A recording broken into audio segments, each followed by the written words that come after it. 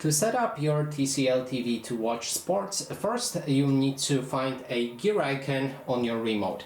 It's right here below the arrow key. So if we click on it, we need to first enter a picture. Then you can go for a picture preset, and here you can either go for a sport for better watching sport programs, or you can go for Smart HDR.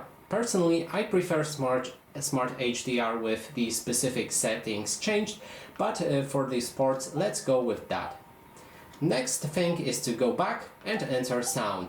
We can go for a sound preset, sound mode, and then find the sport. Toggle it, and here we have both of the presets for most important things like a picture and sound set to sports version. Next step is to enter system.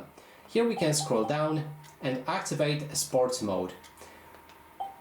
And here we have each and every settings that is recommended to be toggled when watching sports. And that is basically everything. Thanks so much for watching.